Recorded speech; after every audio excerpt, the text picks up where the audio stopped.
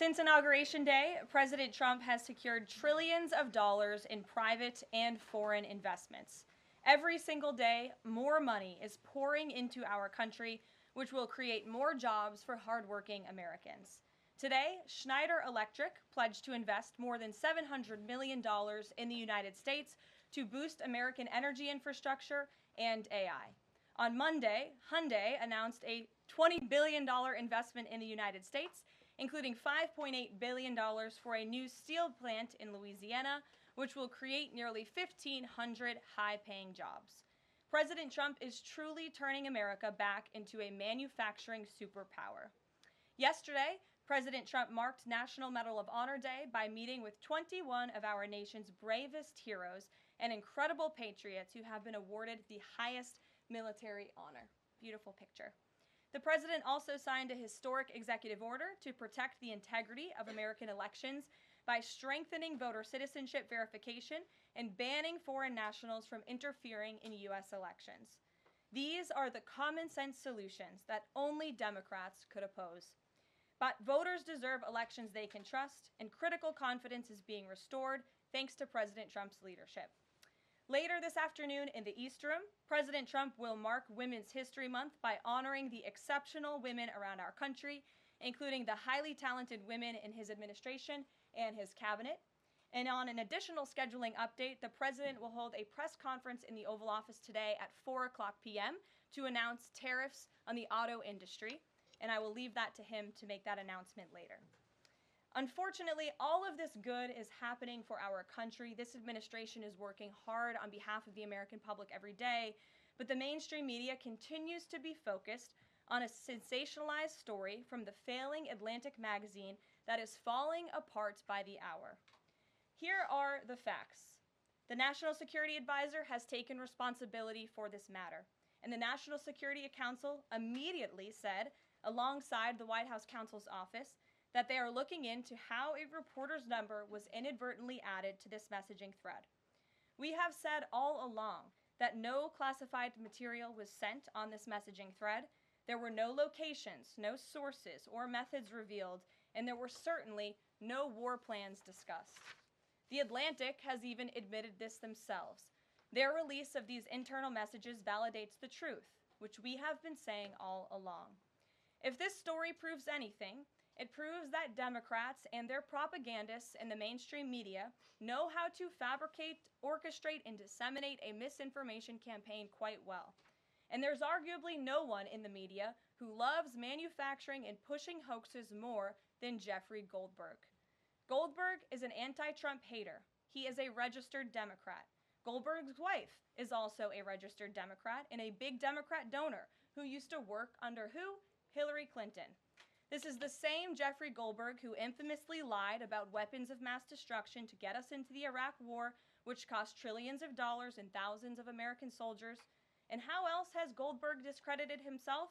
By absurdly claiming that President Trump was Vladimir Putin during the 2016 campaign, by peddling the Russia hoax that tried to hijack President Trump's first term, by inventing the suckers and losers hoax to help Joe Biden in the 2020 election, by peddling a hoax about President Trump involving Gold Star families to help Kamala Harris in the 2024 election, which our campaign at the time vigorously denied. Jeffrey Goldberg didn't care. There's more, but we don't have all day, and we can now add this signal hoax to this very long list. The real story here is the overwhelming success of President Trump's decisive military action against Houthi terrorists. On March 15th, President Trump ordered a series of military operations against the terrorist Houthis to defend U.S. shipping assets in the Red Sea, restore freedom of navigation for international shipping, and defend the United States from enemy threats. United States forces successfully struck dozens of targets across Houthi-controlled territory. And as a result of these actions, several Houthi leaders were killed, including the Houthi drone chief, his deputy, and several of their drone experts and other key leaders.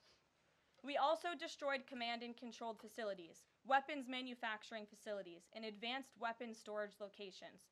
And it's important to remember why this powerful action took place in the first place.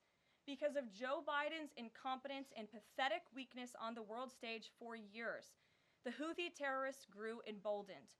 Immediately after taking office in 2021, Joe Biden removed the Iran-backed Houthis from the foreign terrorist organization and specifically designated global terrorist list. Did anybody in this room ask the Biden administration at the time why they made such a stupid mistake? This reckless action undid the designation put in place by President Trump during his first term, and what followed was predictable and devastating.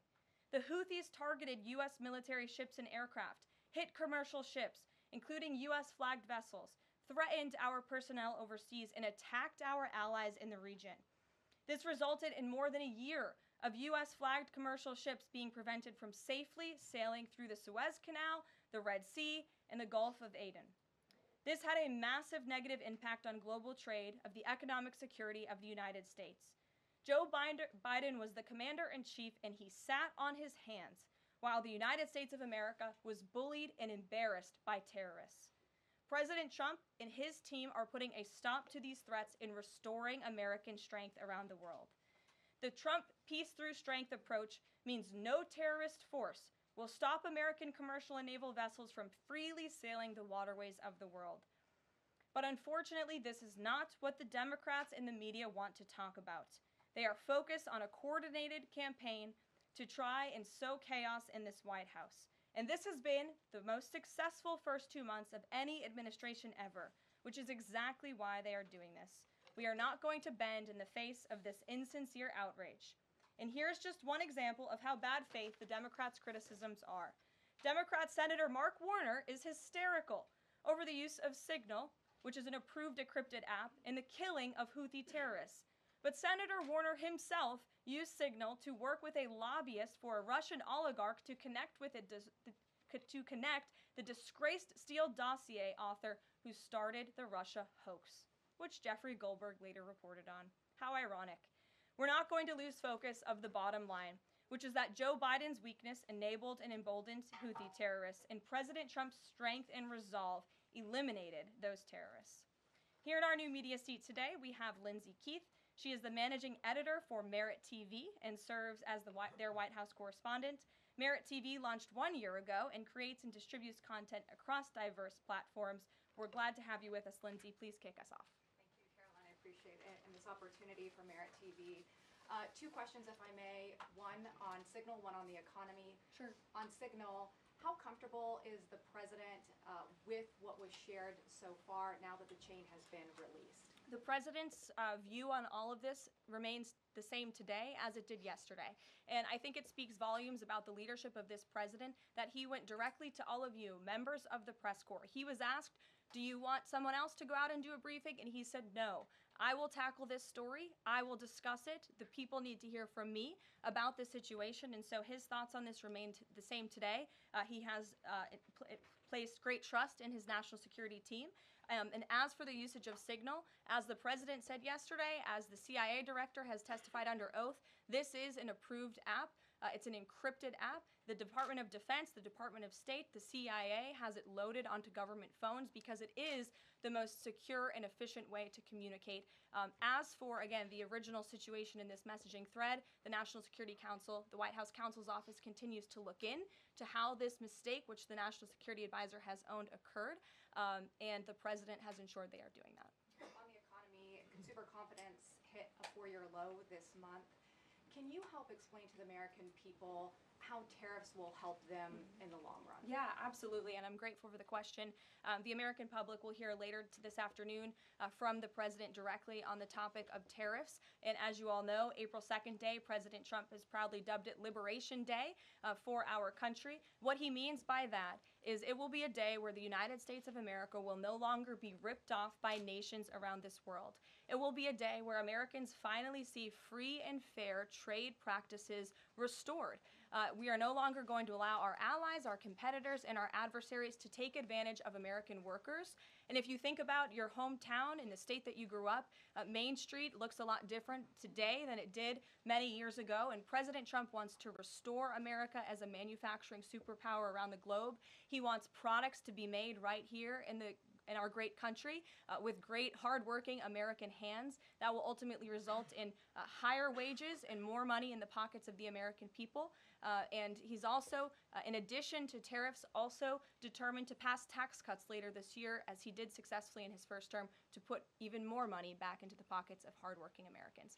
Peter. Karoline, if I can ask you very quickly about the information we've seen, just to set the predicate to all this. Has the president been briefed and physically seen he's seen all the details of the chat as printed by the Atlantic? I just spoke to the president about it, yes. Okay. Then let me ask you, if I can, very quickly. In the chat, Pete Hegseth, the defense secretary, details F-18s, Tomahawks, so some of the weapons that were used. He details the timing involved for this, all of which occurred 31 minutes before, as he says, F-18s would launch. The DoD manual details classified information as significant military plans, saying that is secret, that's classified. So what about, there are no methods, there are no sources, but that's not what determines what's classified. So what is it about what Pete Hegseth wrote that makes you say this is not classified? Well, it's not just me saying that, Peter. It's the Secretary of Defense himself who is saying this as well.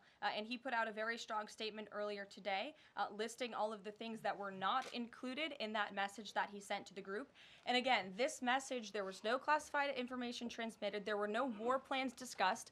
Why did the Atlantic downgrade their allegation about war plans to attack plans? They're now playing word games because they know this was sensationalist spin from a reporter who is well known for doing this. We have said all along no war plans were discussed, no classified material was sent. You have the Secretary of Defense saying that. You have the Director of the CIA, the Director of National Intelligence, the FBI Director, all testifying to that under oath, and they should be trusted with that. To be clear, Americans can make the decision for themselves, but whether Sure. You said it's not war plans.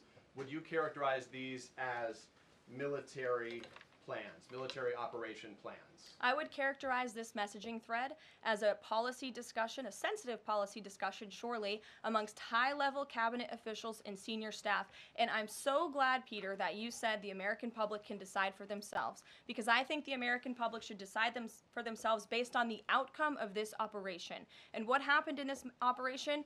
Terrorists that were allowed to run wild by the Biden administration were killed because of the direction and the determination of this president and his team.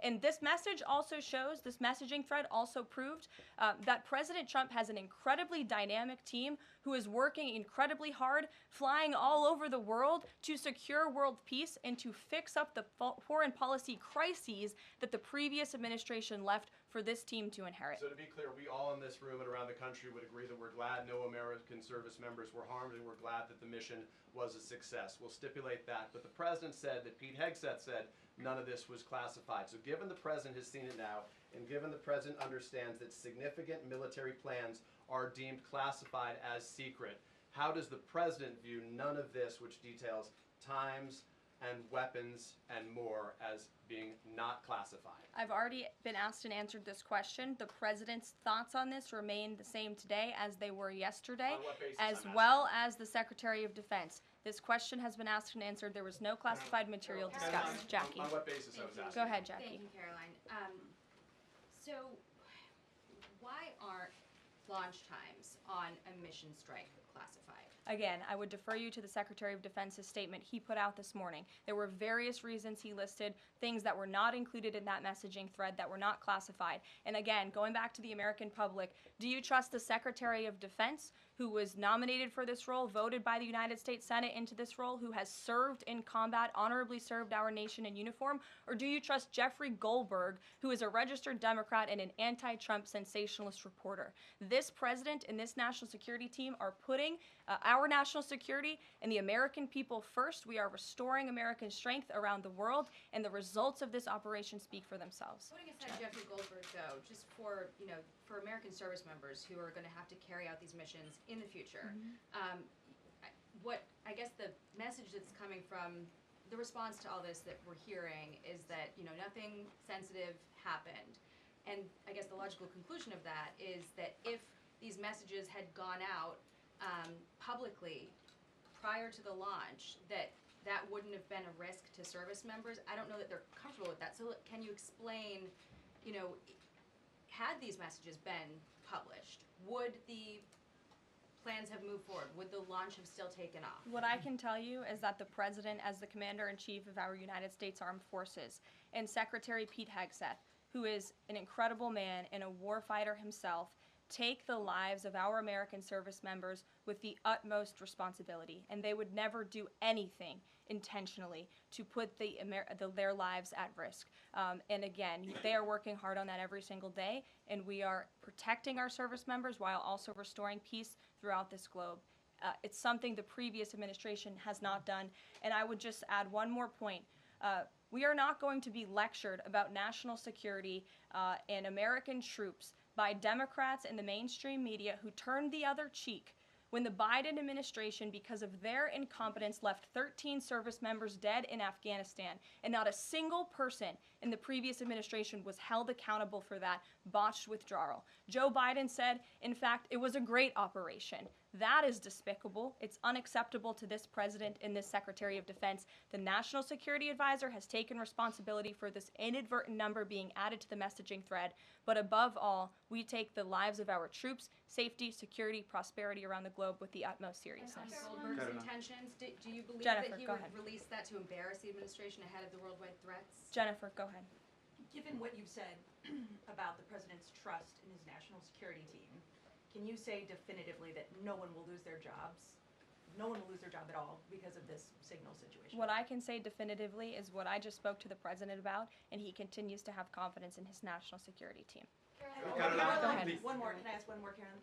On the targets in Yemen on March 15th, can you say were 100% of the targets that were planned for March 15th, were they all destroyed? Because that would be an indication if some of them were moved or they were not all hit, that maybe perhaps some of the enemies were able to get some of the information in that signal strength. What I can say about the operation is what the Department of Defense has put out there. I would refer to them for any further operational details. But there have been more than 100 strikes conducted against Houthi targets, and they have hit key Houthi leaders, air defense systems, command and control nodes, headquarters, weapons manufacturing and storage facilities, and these operations will continue until the freedom of navigation in our seas is restored and U.S. shipping can safely transmit without the fear of attack. And again, we believe that this has been a very successful operation thus far, and it will continue until this administration feels it no longer has to, and these terrorists have been taken out, which again is something the previous administration should have done, but they didn't, and now we've inherited this crisis. Stephen. Thank you, Caroline. I'd like to clarify something about the investigation and also ask about some conservative commentary. On the investigation, Mike Waltz said last night that he had spoken to Elon Musk about figuring out how Jeffrey Goldberg's number got in his phone. You mentioned the NSC and the White House counsel's office investigating. Can you just clarify who is investigating, who's leading that, and also Dave Portnoy, who endorsed President Trump, said today that he thinks that Mike Waltz should leave. Could you respond to that? Sure. Great respect for Dave Portnoy, but I just answered that previous question from Jennifer. As for your original question about who's looking into the messaging thread, the National Security Council, the White House counsel's office, and also, yes, Elon Musk's team. Elon Musk has offered to put his technical experts on this to figure out how this number was inadvertently added to the chat. Again, to take responsibility and ensure this can never happen again. Caitlin. I have two questions. One on a follow-up on something you just said. But since we have these messages released, and you said that the president has now personally reviewed them, at the chat, at one point, Pete Hegseth wrote 14-15 strike drones on target, and in all caps, he said, "This is when the first bombs will definitely drop." Does the president feel that he was misled by his national security advisors, whoever it was that told him there was no classified information in there, now that he's seen these messages? I've now been asked and answered this question 3 times by the both of you, and I've given you my answer. The president feels the same today as he did yesterday. Okay. Philip. And on my follow-up on what you had just No, said. go ahead, Philip. I have a Caitlin, I'm not taking your follow-up. The Philip, Vice go I have ahead. a follow-up on something you Express just said, though, Caroline. That's Caitlin, regarding I'm not Jeffrey taking your Goldberg. follow-up. Philip, go ahead. I have called on you. The Thank you. Vice President seemed to express some frustration that Europe wasn't doing more to police waterways in their backyard, noting in that signal thread that 40% of European trade goes through the Suez Canal.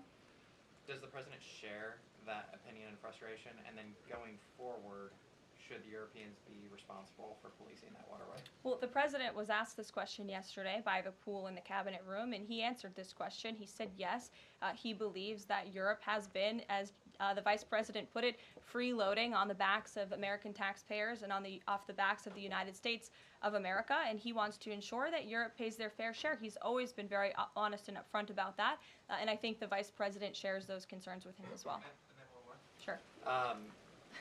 You know, enlisted soldiers, sailors, and Marines would face consequences if they shared this type of information inadvertently with a reporter. Can you tell us more why the president is so willing to give Mike Waltz a mulligan here? Again, I have now been asked and answered the same question using different language multiple times. If anybody has another question, there's a lot of different things going on in the world. We have tariffs possibly being implemented later today. The president is going to talk about that at 4 o'clock this afternoon. Sure, go ahead. Okay, thank you for taking my question. I wanted to first and foremost thank the administration for the election integrity executive order, because so many journalists for 4 years were banned from talking about this very subject. So thank you to the administration for that. My question is, yesterday President Trump, when signing the order, said that there is more to come when it comes to election integrity. Would that include same-day voting and hand-counted paper ballots? And why are Democrats so against election integrity measures like obviously proof of citizenship when it comes to voting in a United States election? Well, it's a very good question. You'll have to ask the Democrats why they're against so many common sense things, not just mandating voter ID. Why are they against men and women's sports? Why are they against deporting foreign terrorists from American soil who have been designated a foreign terrorist organization? I'm referring to Tren de Aragua. As for the election integrity executive order that the president signed yesterday, this is in an effort to restore trust in American elections. There were more than 10 steps taken, 10 executive actions taken throughout this one order. It directs the Department, or the Attorney General rather, in Homeland Security to prevent non-citizens from any involvement in administering elections. There's also another host of actions. We can provide the fact sheet for you, but it's a very strong election integrity executive order, and the president would also like to see Congress do something about this very important issue. And about Judge Goldberg. Sure, go ahead. Karoline, the Republicans and Democrats alike have been expressing some concern about the frequency with which senior Trump officials have been using the Signal app. Has there been discussion whether there'll be